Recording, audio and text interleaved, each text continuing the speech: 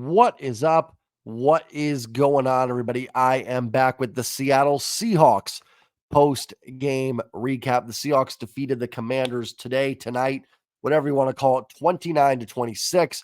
I'm going to dive into all of it, talk about the game. Before I do that, do me a favor, hit that subscribe button. I'm now on the road. Thank you, everybody. 2,500 subs. Truly appreciate it. Whether you're here for the Mariners or the Seahawks, I appreciate the support for the channel. Now I'm on the road to 3,000. So if you guys can do me a favor and hit that subscribe button for me and also hit the like button, those are just two free, easy ways to help support my channel. So thank you so much to everybody that has done so already. Or if you're thinking about it, even if you just watch the videos, I do truly appreciate it. And the like button helps tremendously. Listen, I said it on Twitter and I'll say it again. Was it pretty? No. Was it the most impressive win? No. But it's actually a huge win for the Seattle Seahawks within the conference to come out and beat the Commanders to improve to 6-3 and put themselves in very, very prime position now to get a playoff spot this season. It's actually a huge win. It was actually, as crazy as it sounds, the Seahawks are actually better off beating the Commanders than beating Baltimore. Now, the Baltimore loss still stings, but beating Washington, it gives you, I think PFF and Football Outsiders had Seattle lost, their playoff odds are like 51%. And with a win, it's like 83, 84%. So they're actually in really, really good position here now to make a run at the playoffs. And they remain tied with San Francisco, who came out and really kicked Jacksonville's butt today. So a nice win for the Hawks. Were there frustrating things in this game? Absolutely. Absolutely. It was not a super clean game. I feel like I say this a lot. It's not one I'm going to write home about and say this was amazing, but they got the job done.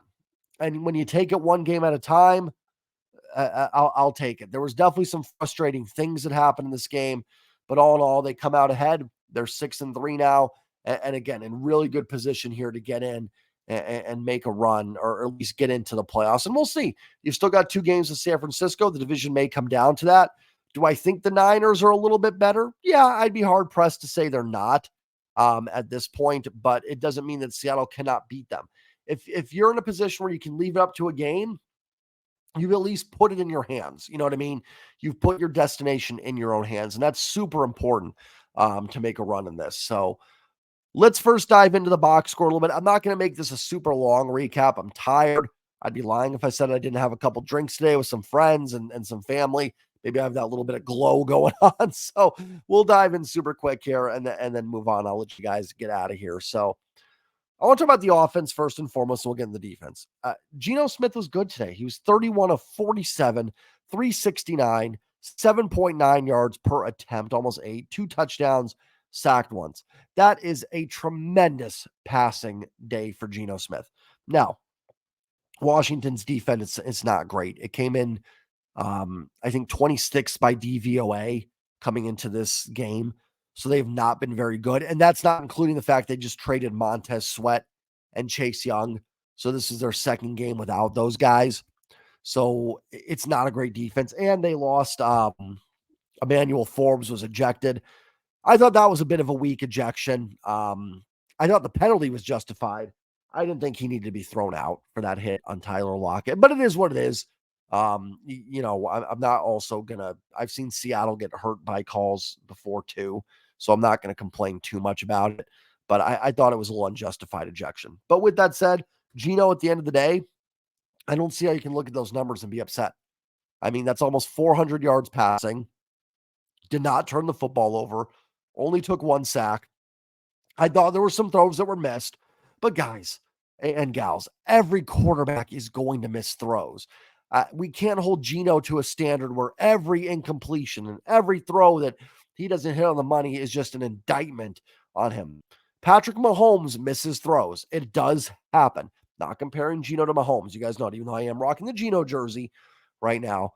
But it does happen. Guys, sometimes you miss throws. And really, taking a step back, I don't know if Geno really did miss a lot of throws today. There was one to DK that I thought the DB did a nice job getting his hands in there. I thought the deep ball to Tyler Lockett, where there could have been a PI on, who was it? St. Juice, who did get called for a PI later in the game, I thought he was close to a couple PIs all game. And then the one that he actually was called for, I thought was a little questionable, but it evens out in the end. I thought the deep ball to Tyler was actually pretty accurate. Like St. Juice just had good coverage and was there. You can't do much about that, but it was put in a position where only Tyler Lockett could catch that, and it was or it's incomplete, and it was. There was a throw to Noah Fant that I thought Geno missed. But again, I think Noah Fant stopped his route. I think Geno threw that as if Noah was going to cut across to the sideline, and Noah Fant kind of stopped. And it's a miscommunication. And I think we're so focusing on every little thing Geno does right now. And that's fair. He's a quarterback. It should be versus all other positions. But I don't think he was that far off on that throw necessarily. He was off on the throw, but I think it was possibly Noah Fant as well. I think Noah stopped his route thinking, hey, I'm open in the zone here, hit me. And Geno was thinking he was going to run to the sideline to make that catch. It happens, guys. It's not the end of the world. You can't look at Geno's numbers, say good defense or bad, and say that's a bad game. You can't. And you can't get, it's unfair to Geno to rip him for the last 2 weeks and then be mad at this week. Like, he went against the both weeks. Cleveland and Baltimore ranked number 1 by defensive DVOA going into the games. I thought he actually played okay against Cleveland. There were some turnovers and there were some frustrating moments, but I thought he played all right. And then against Baltimore, he was bad. Everybody was bad against Baltimore. I'm not excusing the Baltimore game. It was not. They need to play better. But it bounced back this week, and I think Geno deserves credit. I absolutely do. My take on Geno at the end of the day is this. Do I think Seattle should look at drafting a quarterback next year? 100%. I think they need to look at it. Do I think Geno is the answer to get this team to a Super Bowl? I'm going to be honest, I don't know. I don't. I think there are some things where Geno struggles, but I don't think he's a bottom tier quarterback. I think he's a legitimate starting quarterback in the league. I think he's kind of in that middle of the pack where, against poor defenses, he can do it. He can win you the game. Do I trust him to beat San Francisco, Baltimore, those teams? I'd be lying if I 100% did right now. But I still think, I definitely think he's the best quarterback on this roster. I will say that. You will never, unless Drew Lock just comes out and balls out at some point, you're not going to convince me Drew Lock is the answer.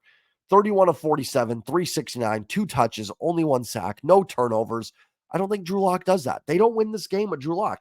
I've talked about several games this year. I don't think they beat Detroit with Drew Lock. I don't think they beat Cleveland with Drew Lock. And I don't think they beat Washington with Drew Lock. That's between 6-3 and 3-6. I'm going to dive into the defense a little bit too, but there was 2 times this game where the offense got them a touchdown lead, and they give up back-to-back touchdown drives to an offense that they shouldn't be doing that against. I'll talk about that in a minute, but this offense should have had the game wrapped up. They go out and get, in the second half, they get the touchdown to Walker, and that was more Walker than Geno doing the work on that touchdown. They go down and get the field goal to get a touchdown lead, and then they get the touchdown to Tyler Lockett. And then after the defense gives up another touchdown, they go out and get the winning field goal drive. Again, listen, is the way they played today going to cut it against Philadelphia, Dallas, San Francisco? Overall, probably not. You're going to have to play better than that to beat those top tier teams. But it was good enough today against Washington, and I thought the offense was fine. Kenneth Walker, 19 carries, 63 yards, just 3.3 yards per carry. Charbonnet, 6 for 44, and then Geno, 1 for 13 on a scramble. I have a love-hate relationship with Shane Waldron, and I don't know what it is. And maybe, let me know in the comments down below. I think Shane Waldron is a good play designer, but I don't know if he's a great play caller. Does that make sense? Do you guys know what I'm saying with that? Like, I look at the offense and I'm like, man, there's some plays Waldron dials up that are very impressive. I don't think he is a bad play designer, but there's some times where they get very predictable. And it's like they get very pass heavy, which is fine. It's modern day NFL. It's a passing league. I'm not against that. But then when they go to the run, it's like very obvious. It's like first down run, second down run, and nothing. And I don't know what it is. I don't know if they just need to get in rhythm with it. We saw the running game come alive a little bit late. Charbonnet had some nice runs there, and Walker got going a little bit. The running game can feed off the passing game a lot. If you're not able to move the ball through the air, it's sometimes going to be tough to run the football. So I don't know I don't know if it's Waldron's play calling. I don't know if it's It could be nothing. It could just be they're fine. It could just be that sometimes you get stuffed. But it seems like they do struggle a little bit there. It's like, they played well offensively. I don't know what it is, but there's something with Waldron sometimes it seems a little off. And I think that may be it. I think it's good play designs, maybe bad play calling. I mean, they were fine. They put up 30 points essentially. So I don't want to dig on Waldron too much, but I don't know if you guys can come. It does seem like sometimes there's just a little bit of disconnect between the passing and running game a little bit. DK Metcalf, 7 catches, 98 yards. I thought DK was phenomenal today, especially in that last drive.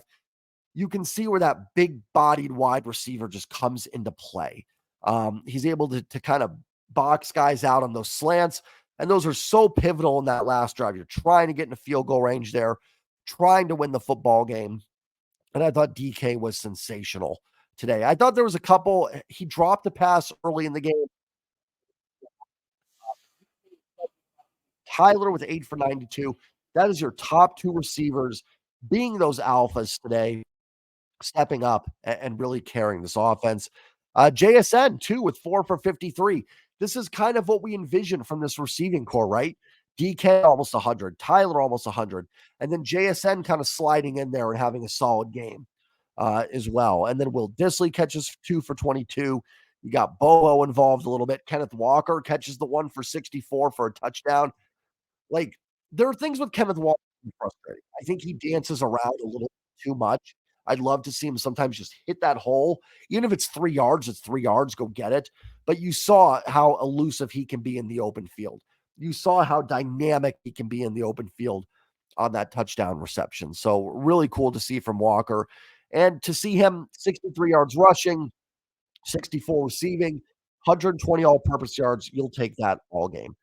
Again, this is the best defense they're going to face? No. In fact, it might honestly be the worst defense they face the rest of the way. I have to look at the rankings. The Rams may be a little bit worse. I'm not positive on that, but they did their job. They moved the football. I mean, offensively total, let me look at the team stats here. They put up, let's see. I mean, they were 11 yards short of 500 yards of total offense. I cannot sit here and be frustrated at that. Yes, there were some drives that stalled a little bit with field goals, but they had 27 first downs. The third down was tough. They were 4-14 on third downs. And I think that's the thing that kept this game from being a complete offensive domination to just more like they were all right. They were 4-14 on third downs. If you make that 6 or 7 of 14, I think this game looks a lot different. And I think maybe you're looking at 35, 40 points or so. So overall, offense did their job. It was a defense that is just not great, and it didn't have its top 2 pass rushers, and you took advantage of it and did a good job. I will not bash an offense for playing good against a bad team or a bad defense or a struggle. I hate using the word bad, but a defense has not been great this year because that's what you're supposed to do, and they did their job. Defensively, kind of a hit or miss for me with the defense today. I'd be lying if I wasn't a little concerned. This is now the 3rd week in a row where they've shown some cracks. Cleveland didn't put up a ton of points and they had some turnovers, but they had some big plays. Baltimore gashed them. Like, was the defense on the field too much against Baltimore? Absolutely. But you still can't give up 300 yards rushing. Like, they give up 37 points. You cannot spin that to say the defense played well. I can buy that they were tired a little bit against Baltimore. That's fair, but they weren't good. And today, you can't use the tired excuse. The offense had multiple drives of 10 plays or more in this game, and they put up points on the drives, and Seattle allowed Washington down 19-12 to score a touchdown to tie it, and down 26-19 to score a touchdown and tie it. You can't do that. I will say I was very impressed with Sam Howell. Very impressed. 29 of 44, 312, 3 touchdowns. I like Sam Howell. I know some of the advanced metrics don't bear out that he's been great. But I've been impressed. When I've watched the Commanders and I went back and watched them before this game, I was very impressed with Sam Howell. I think Washington has a good quarterback. Not only did he make some tough throws, the way he stands in the pocket, he's been sacked a lot this year. And I know sacks can be a quarterback stat just as much as they're on the offensive line. But I've been impressed with Sam Howell. And he's got that kind of X factor. He's got that sort of like, I don't know how to put it, like almost reminds me a little bit of a young Russell Wilson. a little bit. He's got good scrambling ability. He makes some tough throws. I like Sam Howell. I think Washington, if you're a Commanders fan, you've got a good quarterback here. Um, so I'm not completely surprised that Washington moved the football a little bit. And truthfully, their one turnover was just Howell trying to make a few extra yards. And that's just a learning experience. Sam Howell just has to learn he's got to go down there. And if he does, who knows, this game might have turned out a lot different. But with all that said, it was still frustrating. The Seahawks defense could not get, they had two chances to kind of close out this game, and they could not do it. So that is super frustrating. Run defense did its job. Brian Robinson, Gibson didn't do much on the ground. Man, through the air, two times, Washington, the first touchdown they had, Howell got out a little pressure. Jamal Adams probably should have had a sack. Howell avoided it and found Brian Robinson for a touchdown down the sideline. And later in the game, they had the same exact play. Now, as my dog barks, she must not be happy about something there. But Howell kind of avoided the rush and found Robinson open down the sideline again. The first one, Adams should have finished it off. The second one wasn't as much pressure, but he was able to get out and find Robinson. And that really gave Seattle some fits. The Commanders' receivers didn't do a whole much. They held Terry McLaurin to 4 for 33. They held Jahan Dotson to no catches. So I think the corners did their job. It was just those leaks with the backs. Gibson caught 5 for 42 as well. The running backs caught combined 11 for 161. And I'm going to be honest, you can go watch, Maddie Griffin, Ty. We love Ty because he came on my channel, Talk Mariners. So go check them out. They could break that down much better than me. But I don't know if that's Brooks, Wagner, if it's a safety thing, but someone has got to be on those backs there. There's too many leaks there with running backs getting out and making this catch against the Demons because they did a good job against the receivers and the tight ends. It was really the backs leak out. Even the touchdown, if I'm not mistaken, it was Gibson who leaked out on the touchdown, right? On the tying touchdown. Let me check that out just to be certain here. Let me see on Gamecast. Gibson was the one that tied 19, then Dahami Brown. I like Dahami Brown a lot. I think he's actually kind of an underrated player. I'd like to see him, if you're Washington, get more reps. And he had 2 for 41, so he had a nice game there. But Seattle, disappointing because Seattle's defense had a chance to finish this game out, and they didn't. With that said, I thought there were some good performances. Boye Mafe, 7 straight games with a sack. That is now, I believe, 7 sacks on the year. Let me just confirm that if it's updated yet. Okay. Oh, yeah. That'll be 7 sacks on the season for Mafe. Boye Mafe's second year has been tremendous. He's great against the run, and now that pass rush development has really started for Boye Mafe. I mean, I don't know where this defense would be without him. What a step forward for Boye Mafe. Just tremendous. And it looks legit, too. Like, he is winning pass rush battles. I thought he was held on the Commanders. I forgot which touchdown. I don't know if it was the tying touchdown or the one that made it 19-19. I think it was the tying touchdown. I thought Mafe was actually held on the play. The right tackle kind of let go, so I get it not being called. But man, Mafe has been all over the place, and I thought he could have even had 2 or 3 sacks today. Draymond Jones gets half a sack, Bobby Wagner half a sack, and then Leonard Williams with the sack as well. Big Leonard Williams. I've been impressed with Leonard Williams so far. He looks the part. He's been good against the run. He's had some good pass rush, at least from what I've seen. Again, maybe the numbers will bear out something different, but I feel like Leonard Williams has been close. Last week, I thought he had some chances at Jackson, but we know how mobile Lamar Jackson is, and Sam Howell is as well. But I've been really impressed with Leonard Williams. I do think Uchenna Nwosu, the loss has hurt. I think that's hurt with the edge setting on some of the runs. And Washington, for the most part, didn't run the ball very well, but late in the fourth quarter, they did have some successful runs and helped move the ball into Seattle territory. As well. I thought the corners, though, did a good job. I thought Witherspoon, I thought Witherspoon was going to get a pick in this game. I thought he was close on like 2 or 3 to getting a pick. Diggs, I thought was close on one. I think Diggs is doing a good job. You're not seeing a lot of deep throws hurt this team. I think Jamal Adams, I know he missed the sack, but he's still creating some havoc there as well. I don't know where the issue is that's keeping this defense from being necessarily elite. Like, I think they've clearly taken a step forward this year. They're generating more pass rush. They lead the league in games with 10 plus quarterback hits. They're forcing more turnovers this year. Maybe they're not. I don't know. It feels like they are.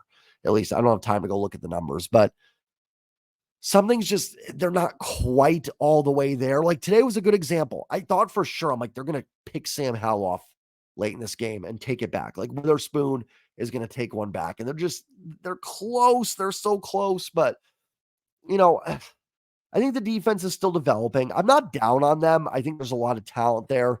I like the defensive talent, and hopefully they play better. Was it their best game of the year? No, I'd like to see better than 26 points to a Commanders offense that I don't think is great. I like Sam Howell.